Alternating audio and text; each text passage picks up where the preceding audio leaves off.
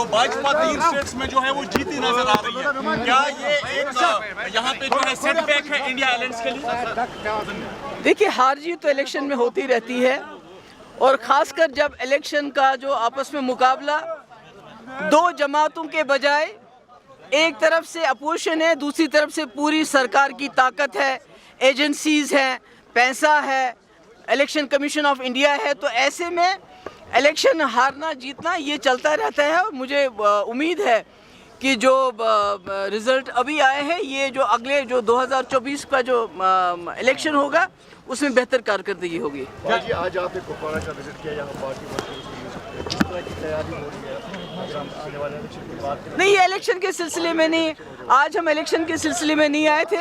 हम यहाँ आए थे, यहाँ जो लोगों से मिलने के लिए, उनकी तकलीफ जानने के लिए, जो मुसीबतें हैं, जो पकड़ दकड़ है, जो बिजली की प्रॉब्लम है, जो बेरोज़गारी है, बेकारी है, और जो लोगों का जो मुश्किल है जीना, जो दम घुटता है लोगों का, बात नहीं कर सकते हैं, हर हिसाब से लोगों की मुश्किलात हैं, उसको जानने के लिए आए थे। जब इलेक्शन होगी तब देखी जाएगी। क्या पीएचडी में हालात ठीक है? क्या पीएचडी में हालात ठीक है? तो क्या पीएचडी में हालात ठीक है? सब कुछ ठीक है? नहीं, देखिए, लास्ट टाइम यहाँ पे आए थे, उन्होंने कहा हमें जिनको 2019 के बाद हमने दोस्त बनाया, वो आज हमारे जो है हमारे खिलाफ बोल रहे हैं। नहीं, वो चलता रहता है, ये तो थोड़ी थोड़ी नोक जोक होती रहती है, बाकी पीएचडी बिल्कुल ठीक है।